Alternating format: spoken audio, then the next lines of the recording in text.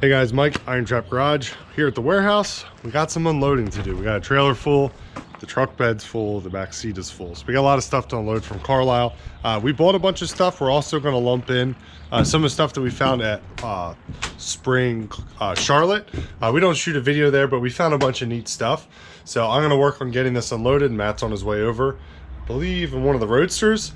We're going to tag team this, get this unloaded, get it all upstairs, and show you guys what we found. So as always, let's get started. We got a lot of work to do.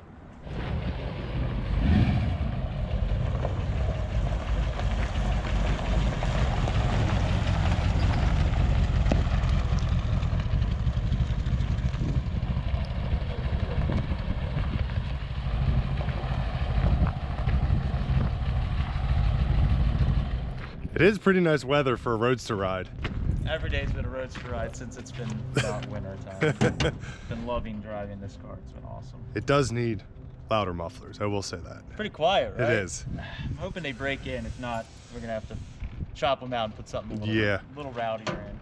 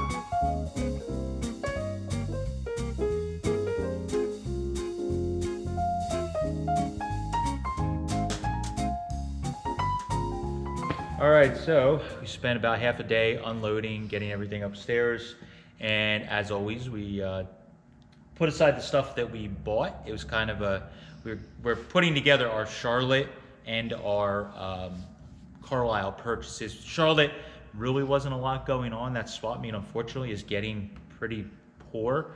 They deleted a lot of spaces in the infield of the show, and they basically got told half the people in the infield to hit the pike, and a lot of those people didn't go out in the fields outside. So swap meet suffering. It was a little hard for us. We didn't even film at the swap meet because there really wasn't much to show. There was a lot of empty space. A lot of empty spaces, but we were able to buy some stuff. We made the best of it, but definitely in the short amount of time I've been going compared to a lot of other people, I've seen it decline. So I can imagine if you were going in 1987, it was probably way better. So we'll show you what we got. Anyways, so we've got a Model 8, really nice 2829 Model 8 gas tank. I bought some other stuff we'll show from the same guy, but that thing is incredibly solid. I think it still has original paint on the bottom of it, so that obviously would be for sale. We had one of our viewers that hit us up that had many 20, 30 years ago taken a 49 to 50 F1 apart, and I think he street rotted it, and he kept all the parts, so he drove it into the garage, did the work, and whatever. So we have an engine at the shop that my nephew and I actually, right away after Carlisle, threw on the run stand, we're able to get it running, drop a little clip in here, and that thing is a good, I'm gonna call it a core, ran good, did not overheat, it's not cracked. It just is a little tired, I think, between the compression being a little on the low side and when it warmed up and got up to 190 degrees, the oil pressure was a bit lower than I would like. So I would say if you're gonna throw it in a jalopy, it's good to use, but it's a good candidate to rebuild. Probably you could easily rebuild that and have a great engine, but we know it's not cracked. It ran half decent for the little bit of work we did.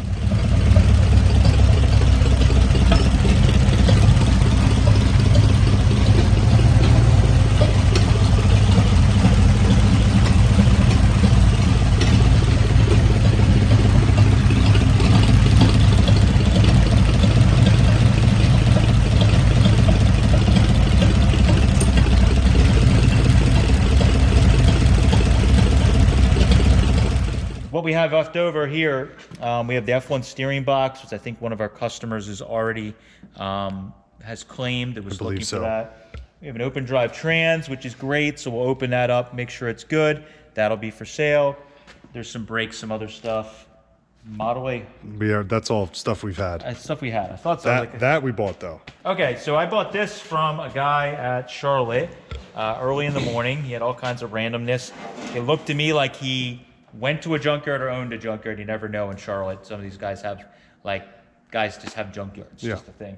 And I bought this, I guess it's big truck or cab over. It's 40 to 41, 1 ton and bigger. Yes. So I knew it was big truck. It wasn't a lot of money, but I knew just from having some of that larger truck stuff and researching it when I was looking to buy, when we got the big red, I was kind of researching it. Grills are about the hardest thing to find to them. All the time you find old grain trucks and stuff like that, and the grills are smashed up because they were used as trucks. This one, although it is surface rusted, it is in fantastic condition. It's just literally surface rust. And you can see there's a little tag, a little piece of wire here, like it was hanging on, a wall. If you've ever been to an old time junkyard, there's always just walls with things like that hung. So that might be sold. Potentially. Potentially. But pending payment. Yes. Just the deck lid. And in the deck lid, we got a 32 5-window or Roadster deck lid. So that was great.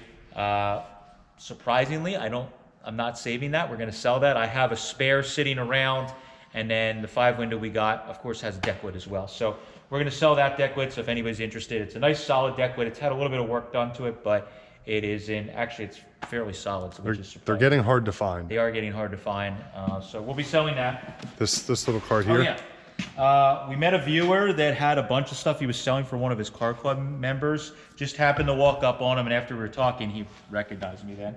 And I bought a whole slew of stuff.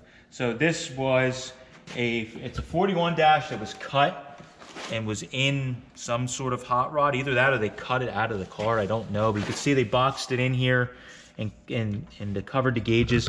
What I thought was interesting is this is a Stuart Warner Hollywood insert that they put in there. The surround isn't there, but the insert's there with a bunch of Stuart Warner gauges, 8,000 RPM tack, and a 160 speedo. Great stuff. So we're probably going to scavenge this. Shoebox, I believe, parts. So we're going to scavenge this stuff. Probably the glove box lid. The rest is kind of junky. It's all there's a lot of filler over there. A lot of filler in there. So we're probably just gonna, sell off the parts. I wanted the gauges. It was priced accordingly. I also got a complete, which I already put aside for myself. I have a photo I'll drop in. It's in the upstairs at home. A complete 41 Ford Dash that he had also that was 99%. I think just the centerpiece of trim over the speaker grill was broken, but all there, fantastic condition. I've always had pipe dreams of putting a 41 Dash in something. I think it's a really slick looking dash. So I pulled that aside for myself in case we ever want to put it in something. So I got that, and let's see what transmission, just some mechanical stuff. Yeah, fog light. That was about it for that. Oh, we got this.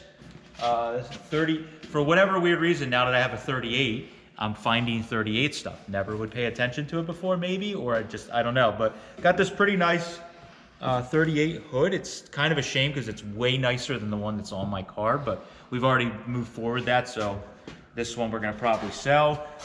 Just one little crack down there. There's a crack there, and there's a little, the edges here are a little broken up, which is fine. But for these hoods, they're usually totally ruined. So this thing being so solid is pretty cool. So bought this, price was right. We're gonna just pass it along. Now owning a 38, I now have realized how hard it is to find 38 stuff because 99% of it, no one remakes or repops. So you have to still find original stuff just like the old days, and it's getting very hard. So this hood, it will be definitely helpful for someone.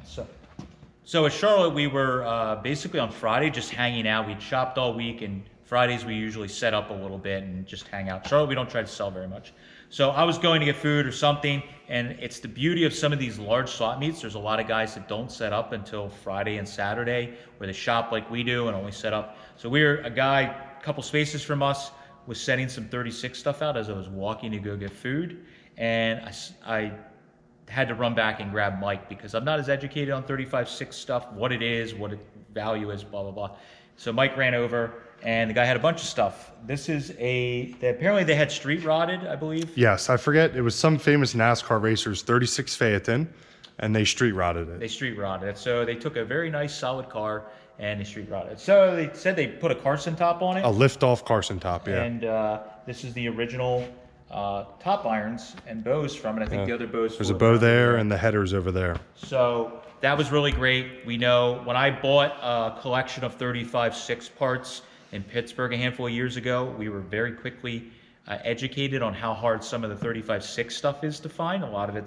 Some of it is not reproduced. Some of it is quite valuable. I believe these Phaeton tops, you can use the front portion of it for a Roadster. So Yep.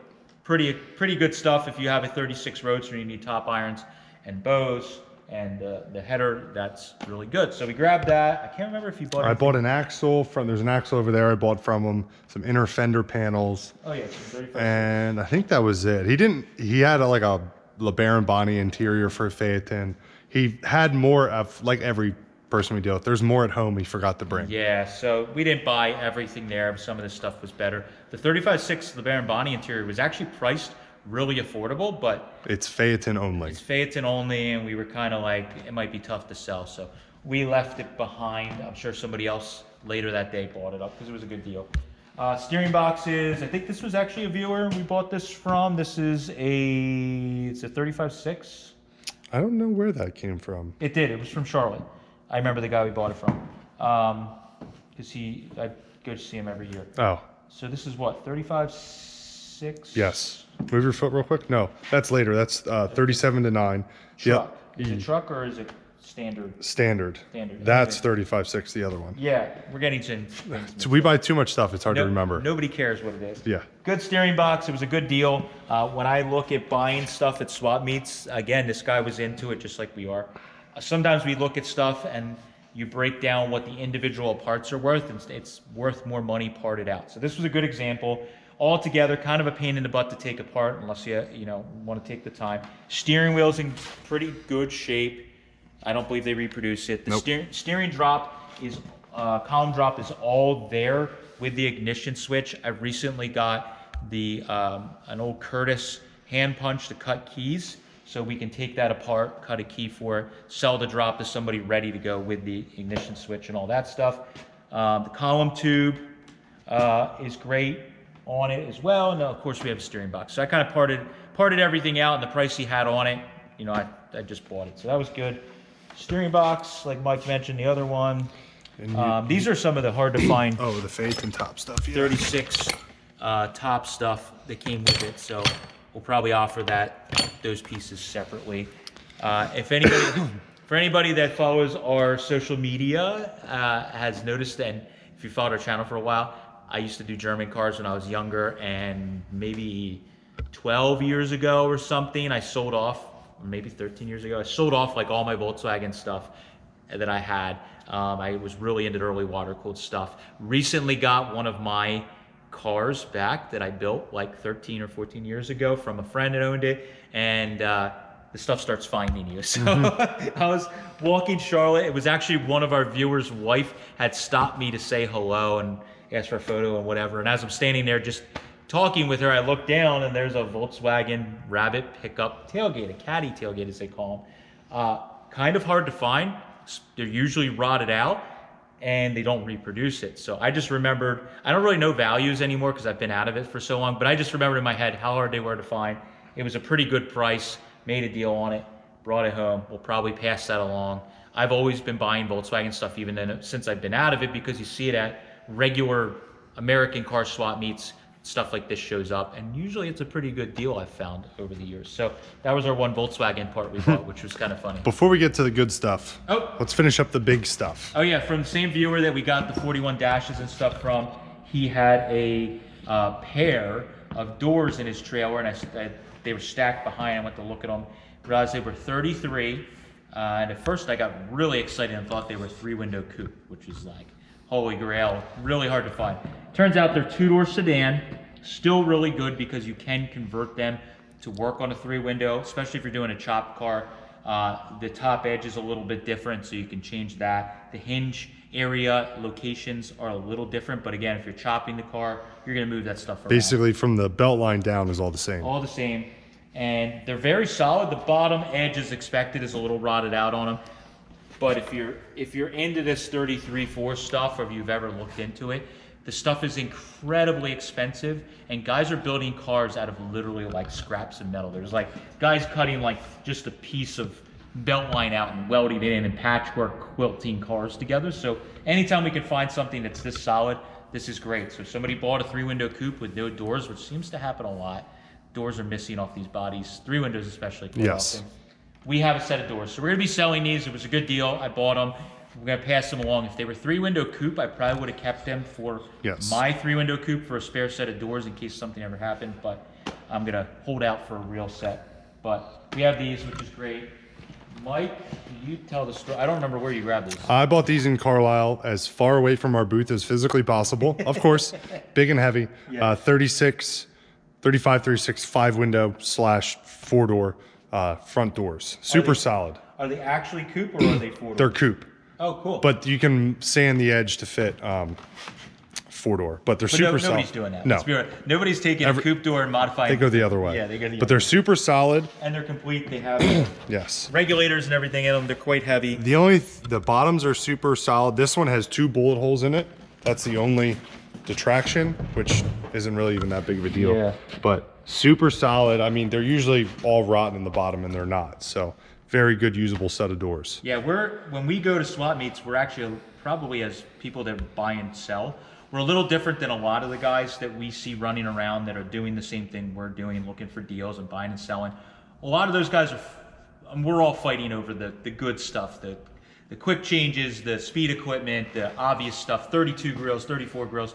That's the stuff everybody's hunting for. But like, we do pretty well buying this heavy stuff. Like, once you start building these cars a lot, you start realizing the parts that are really hard to find. For me, I look at it like, if I can't make a door easily. So like, this stuff is very valuable, and they don't reproduce it. So we do really well buying steering boxes and heavy stuff. Yes, it's a pain in the ass to get it back to our booth and get it home and ship it, but it's the stuff that really is hard to find. So we kind of gravitate towards that. Of course, we're looking for speed equipment and stuff, but if we were only looking for the same stuff that 90% of the other people that are buying and selling are looking for, it's just more, it's harder to find the stuff. Yeah. So you'll see us buying, fender braces and inner span panels. Yeah. A lot of stock stuff that other people would overlook because it's stock. You have to be in it. I mean, there's a lot of resellers, more than ever, people out there hustling to buy and sell, and maybe they don't build these cars, but they'll buy a 32 grill or an intake because it's obvious they're worth a lot of money. But it's just like me, I wouldn't buy Camaro parts or Chevelle stuff because I don't really know it. If I saw an NOS grill for 10 bucks, of course I'm going to buy it. Exactly. So that's how it goes. Good fun. I bought these. We don't know exactly what they are, but they're in great shape. They're Twilight, some kind of 30s headlights. They'd be good for a hot rod or whatever they came off of. Mike does a great job with figuring that stuff out. I packaged it in with some that Model 8 gas tank and stuff. Mike was on a roll with 35.6 stuff. He got these chrome 5-window garnish moldings from a guy last year. You bought stuff. I bought actually chrome windshield garnish from last year. Big tip is Matt gets frustrated and gives up after a while, and I keep walking. He was like, I'm done for the day. I bought this, and I bought some 32 gauges. We'll show you in a minute.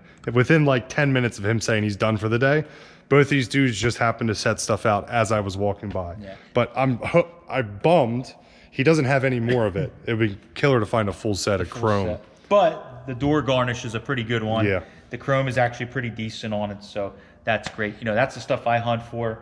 As much as I love old chrome, I don't plan on currently having a 35.6 5-window, so we're gonna let it go. Some accessory, is this 36? Yeah, so that's 35.6, 2-door and 3-window accessory garnish molding that goes on top of the door. Yes, it goes under the door garnish normally. So found that at Charlotte for pretty cheap. They're getting harder to find. Yeah. They usually rot out because they sit under the garnish molding. And you see 4-door stuff a lot more commonly. Yep, the smaller ones. 33.4 windshield frame Mike bought. We'll be selling. We have one of the local guys every year at Carlisle. It's kind of, we have a bunch of guys that do this actually. It's pretty cool. We have a bunch of guys that come to us at Carlisle and Hershey, especially Carlisle, and they're working on a car. We see them every year. They buy stuff from us. We talk, and they'll bring us in their wagon some parts to sell to us to get some spending money. So there's a local guy from the Reading area that stops by every year, and he has a 33 or 4 3-window he's building. It's kick-ass, and he's bought some parts from us, and every year he brings me some stuff. So this winter, he chopped the car, so he comes showing up in his wagon, the upper hinges. So I believe it's 33 because there's no smoker's window. Oh yeah, so 33. But he brought us the hinges with the wood, which is pretty sweet, and they're super solid. So I bought them from him. Those I'm gonna probably hold on to. I have a little stash of hinges. Again, hinges are like incredibly hard to find, and you never know if we find a body or something, and I have everything but hinges. So I have a big box of 32 to 4 hinges for roadsters, coupes, whatever. So that was pretty cool. But we always laugh because it's like a bunch of guys will just stop in and they're like, they don't even ask anymore. It's like, hey, I got a few things you want to check out? Yeah, I got some stuff for you. And it's like, they know what buttons to push to get this. They know two suckers when they see them. Yeah. You bought these separately? Or yeah, I found one somewhere. I forget where I found them, but I found them separately. They're 35 taillight stands, which are pretty tough to find. When we did the 35.6 buyout, the majority of them were 36 for whatever reason. So those are coupe roadster taillight stands. And how do you tell the difference? So they're much shorter, and they have this little bead around the bottom, which makes them 35. The bases are totally different between the two. Oh, okay, cool. Another little nerdy thing. So I was walking to Charlotte way out in the field, again, about ready to give up because I hadn't found anything. And I get annoyed after like 4 hours of not even seeing something to ask for a price on. I get annoyed. But I was walking, and I walked up on a guy that had a little table with some familiar distributor caps, and he had them labeled Duesenberg and something else, I forget. And I knew that maybe Packard as well. I can't remember. I think they did interchange, yes. Yeah, so I recognize these from not the Duesenberg or the Packard thing, but Kong distributors. So for early hot rodding and early flathead speed equipment, Kong Jackson made a very, very champion distributor that was fully adjustable for timing, twin dual coil, and they were just a bitchin' setup. But he built this distributor, and he would use different OEM distributor caps that were from cars that had dual coil from the factory. One of the most common ones he used was this style cap. I have 2 of these distributors, one for one of my cars ready to go. The other one's just a used one I have kicking around. And these parts are literally, these caps are unobtainium. And the rotor is, of course, also specific. This one's missing the little piece of contact there. But 2 of these he had sitting there with some extra points and stuff we have underneath. They were priced pretty reasonable when looking at what they were and knowing those distributors. And the guy walked up, and of course, I mean, look at me, I'm an idiot. And I don't look like I would know anything about anything except for being a knucklehead. So guy walked up, you know what those are, blah, blah, blah. Really nice, but you could tell a lot of times these guys talk to me. I'm like, yeah, I know what they are, blah, blah, blah. He's like, well, you know, obviously I don't own a Duesenberg. I don't look like I own a Duesenberg. So I said, yeah, I know what they are for what my world. And I explained it to him. He was kind of impressed, and it seems so. Maybe he just want to take my money. Yeah, he was just like, oh, this guy's going to buy them. So I got a good deal on them, long story short. A lot of this stuff, again, knowing and being into it, I know that if you have that distributor, you might search for years to find a cap and a rotor. And these are multi-piece caps, so they're not, there's a lot of pieces here. So you have the little nut on the top, which that one's missing, not as big of a deal. But you have this top cap here that covers where the plug wires go. And this thing looks like it's new old stock. It's kind of crazy. So, you know, you might find a distributor and this cap's broken, or this is broken, or the rotor's missing. So to have 2 extra sets of these is awesome. I got to check my stash to make sure I have a spare one, but I'm pretty sure I do. So more than likely these will all be for sale. So if you have a Kong distributor for flathead that's missing these parts, hit us up. And the bodies are specific to the caps, right? You can't interchange because he made a couple different styles. Yeah, I believe so. He used different distributor caps. This is probably the most common that I've ever seen. Both the ones I have use this style cap. I think it's the most common, but you can't just find these. Back in the day, you could go and get them. All the Duesenberg dudes bought them up. Yeah, so there you go. These are cool.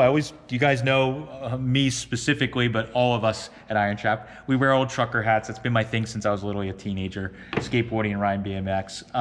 So they're kind of neat. Now they're getting kind of valuable, which is funny. So looking on eBay, me like searching around for cool hats, I started seeing like old John Deere, you know, hats are going for money. So I found a guy that had a crap ton of hats. I picked out, they were like 3 for $5 I think or something. that's what they were. So I bought like a bunch of hats. And we put a box out, and all of us, Kate took one, Mike took one, Steve took one, just for hats, and what we have left over was sell. But they're old Ford hats. There's a Coors Light, Fox Run, and a Wrangler jeans. So these will probably just sell. It's just one of those things. If we can pay for ours, I'm happy at the end of the day. Free hats. There we go. Hemi valve covers, we got them with something else. We'll show you in a little bit. This is a cool gauge panel I got from somebody that was chromed. So kind of neat. Might keep this around just to use in some kind of 32 dash or who knows what. It's not really worth a lot as is, but if you find the right dash to put in, it'd be pretty cool. 32 gas pedal, it's all bent up. Mike found those. Yes, these fit Harman Collins. I'm not sure if these are Ford caps. I have to do some looking. But this fits Harman Collins, and we have a Harman Collins that needs one. So I found 2 of them together to put the best one on our distributor. Same idea as the Kong. A lot of these aftermarket distributors, they used a specific cap. If you put the wrong cap on a Harman Collins, it breaks the rotor. Very common thing. You'll find I don't even know if you can fit it on. I think you'd break the, like if you try to put it all together, it breaks the rotor. So good eye on Mike. I didn't even notice those, and him looking at the parts, he noticed one that was broken and how the cap was different. So, I tried to put a stock cap on ours, and I was like, this doesn't fit. This was something I walked on, but you found and actually made a good deal on that. Yeah, I bought that 5 minutes before I bought that. 32 truck tunnel that had all the gauges in it. I pulled the gauges out because there's usually more people looking for gauges than tunnels. So this one's neat because it's someone chromed it. Normally these have like a turned insert that goes on them, but someone actually chromed the tunnel. That is pretty cool. That's what drew me, to be honest. But I was like, I don't need that. You found that. This was I walked all day Friday, the entire swap meet, twice. This is the only thing I bought. This is GMC accessory tack from Sun for like 50s pickups. So I bought that from a sign guy for very little money. I would have never known that. Yeah. And the reason I know is we sold one recently. These are some deluxe glove box locks. Those are cool. 33.4 fuel gauge.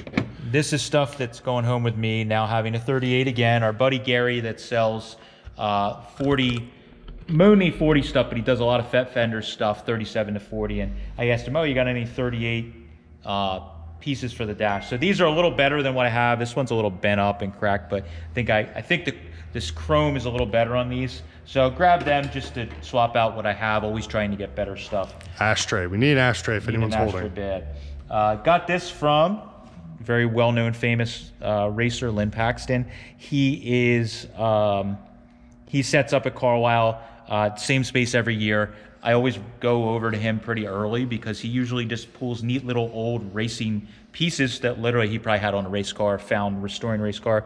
This is what I have on the DeLorean Roadster. It's a really cool old aircraft fuel filter, super neat, and it has a drain in the bottom. So I like these. I think they fit the period if you're doing like a Dry Lakes era type car, 40s type car, really good. So grab that. This is like a rear mounts, like Auburn or one of those types of gauges. Somebody had, I guess, to try and make it look better, had sanded and made the brass show up. But basically, it's just an amp gauge. I'm going to check my stuff. If I have enough of these, we'll probably sell this for the extra panel I have. Crazy, I know.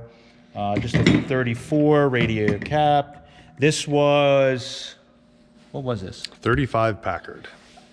This is one of those things, Mike and I were like shopping, talking to a guy, and I'm like, this just looks fancy. Like, I know that anything Art Deco and us getting all these crazy gauges, I'm like, man, that looks familiar. I've seen that. So we bought it on a hunch. Mike looked it up, figured out what it was, and that's a pretty good one. So that'll be for sale because I don't think I have one. You have 35 Packard gauges. Do I have a clock? We'll have to look. Hopefully it's for sale. And this is pretty cool. This is... Oh yeah, forget about that. NOS in the Cal Custom box, chrome piston gear knob. Really neat to find. We'll probably sell that. As much as I would love to put it in my case, I'll probably never use it. So probably pass it on so somebody can put it on a car, which is really cool. 32 grill shell that's been cut for a channel car. It's got repairs in it. It's kind of ugly. It's filled as well, right? It's filled. It's a little ugly. It was priced pretty good. This is just an insert that we shoved in to kind of keep its shape. But I don't know what I'm going to do. We might just sell it as is, or I might fix it up and make it a little better for someone that they can use it. Or we might just put it on the shelf, and next time we get a car we're putting together, a Roadster or something, we can throw that on and have a original 32 grill shell. But always a good day when you can buy a 32 grill, even if it's crappy. Again, 38 stuff, back on that discussion. Pair of rear coupe or convertible rear fenders. 38 only. 38 only. Had to call Mike to verify, because again, he's a little better with this stuff, to make sure they were 38s. Pretty good deal. They have some mud in them. They definitely have some, when you look on the backside, the repairs aren't great, but they're actually kind of straight and shiny. So this could, I mean, they're better than nothing. They don't make them. So we grabbed them. I know that very hard to find. They're very hard to find. The price was right. So we grabbed them. They will be for sale for somebody if you're looking. Speed equipment. Bought this Wyand Olds 3.2 intake. This is going to be for sale. I looked on my shelf and I actually have one. So surprise. Surprisingly, we're just going to sell that, as much as it's pains me to sell anything. Banjo wheels. This was the year of Banjo wheels. We bought a bunch of Banjo wheels. We joke that we have a rule that used to be, when I started, before Mike was involved, it used to be my $50 Banjo rule. If I saw a Banjo wheel that I couldn't identify and it was $50 or less, I bought it, even if I didn't know what it was, because they were always worth more. Well, with inflation, that rule is not really a thing. It's mostly $100 now. It's pretty much $100 now, because almost no one is selling a Banjo wheel for $50 or less. So bought a bunch of wheels. I think we might have already sold. Sold one. I bought a 37 at Charlotte that we sold already. So Mike sold. We sold that somewhere. But these are all the ones we got. Got a 39 Banjo, which is great. 30s. This is GM. 37 Buick. 37 Buick. I can't remember now. 35, 36. I was close. And then Pontiac. 40 Pontiac and 39 Plymouth. So we were finding some cool Banjo steering wheels. Shout out to our buddy Pete. Oh yeah. Mike had taken these two and dropped them at Pete's booth, because he's like in between the hill in Carlisle and our space. So we always drop stuff off there as like our safe space to drop things off. So while Pete was hanging out, he was polishing these wheels for Mike. They did not look that nice when Mike bought them. They looked pretty cruddy. But Pete sat there with some steel wool or Kept them entertained for the week. Yeah, so he cleaned them up for us, so they're ready to sell, which is great. All right, so heavy hitter stuff. This is pretty cool. So we were riding around Carlisle, maybe going to visit Pete. We were borrowing some tables from him. No, we just left his space. Oh, we just left his space after getting some tables, and we just did a little roundabout way driving. Two guys literally were throwing intakes on the ground. It is the dream. If you are hunting swap meets, a guy literally is just throwing speed equipment on the ground to, set up. They were pulling a truck. There was this intake. It's Offenhauser 2.2 intake. This unusual 6-cylinder intake, and I immediately gravitated to this one. Why? It was 6-cylinder, which it's very unusual to find 6-cylinder speed equipment. You don't see it very much. If you do, you always see like the same 3 intakes for Chevys. Every now and then you'll see some Edmunds stuff. And with 6-cylinder, they're usually 3 carbs. This one was very unusual because it was, I could tell by looking at the pattern, it's like a Winfield type pattern or carburetor, which dates the, if you're into speed equipment, that dates it as older. It's not like a newer style. A lot of the GM ones, you'll see that they're the Carter single barrel carburetors or whatever. And then what really set me in motion was Wayne Manufacturing Co. So not being into these, but knowing some of that stuff, just knowing a little bit from reading old books and people, guys that have it, Wayne made some heads, like racing heads, for Chevy and GMC inline 6-cylinders. Very rare. It is like the equivalent of having an Arden. For a flathead, finding the Wayne stuff is like Unobtainium. Guys go nuts for it. They make a ton of power. I think they made 50 heads from what we were talking about with one of our friends. Oh, yeah. 50 heads. So, so yeah, I grabbed this, and this ended up being Baby Hemi, which I believe Offenhauser is not making. I kind of on a hunch sort of knew what this was, and then we were researching it on the ham. I think I found a guy posted the catalog from Wayne from like 1948, and lo and behold, this intake was in there. It's for Chevy, Wayne, 12-port heads, I believe it is, Yep. for Riley carburetors, for racing carburetors. Really cool. A friend of ours, Cody, that has a 32 3-window that is fucking bitchin' with a Wayne engine in it. It's awesome. It's got, I think he has side drafts on it. But anyways, he came, looked at it, and kind of confirmed and told us definitely what it was. And of course, just like any of this stuff, he's got buddies that are really into it. So he walked away for a few minutes and he came back. He's like, I got a guy to buy it. So this is sold. It's going to Pacific Northwest to a gentleman that collects this stuff. So super cool. It's nice to find this stuff and pass it to the right guy. Like, I know I'm a hoarder a little bit, but like I'm trying to be good about like, I would never use this. Like, it'd be cool on the wall and people would be impressed if you're into this stuff, but I'll never use it. So it goes to the right guy, and trying to stay a little more focused on stuff I might possibly use some point in my life. I'm proud of you. There it goes. This was awesome. This was, I walked up on a guy that had some 36 stuff, and I see him around swap meets. He's into the same kind of stuff, and he had just set this on the ground. So snagged it up, looked at it, and it was not what I thought it was at first. So this is a Halabrand quick change center section. This size, from first walking up, looks like a 201, which is the V8 version. It takes flathead V8 guts, bells, all that stuff. Got up closer, this is actually what they called a 101. So Halabrand at the same time made a 101, which actually takes Model A bells and guts, or 32 Ford, because that basically had a Model A rear. Very unusual, and they're usually broken. They didn't hold up very well, but they used them in midgets and also, of course, in hot rods too. So to find a 101 with an original rear cover, and it's not broken, it's never been repaired. I mean, it's been used, but it's never been broken or welded. Usually you see these things and they're like broken in half, and they're welded and they're junk, and a lot of times it costs more to fix them than it does to just hang them on the wall. So to just get another one. So bought this for pretty good money. I'm gonna set this aside. I have pipe dreams of the ruined 32 Roadster that we're putting together, of maybe putting this in that, because it still has the stock 32 rear. We have a warmed up 35.6 engine for it. So that's kind of the thought. But that was my big find. Like, there's always one thing that you're like super psyched that you found for yourself, and this was it for me this year. So That's about all you bought to keep. Yeah, there's only like literally like a couple of things I'm gonna pull aside. I'm almost cured. Almost. I'm gonna keep that fuel filter and this, and that's just about it. I'm proud of you. You're doing pretty good. neat. I can put everything in a Roadster to take home. Yeah. That I bought to keep this time. So that was the majority of our finds. It was a great time at Carlisle. The crowds were crazy, even though the weather was weird. It was packed, and I know people that were there on Saturday also said it was super packed. It was like one of our best selling years, if not our best Carlisle selling ever. So anybody that's complaining that swap meets are dead, they're not what they used to be, we sold just as good as we would at a Hershey, which is pretty good. So go to Carlisle, check it out, set up, sell some stuff, walk around.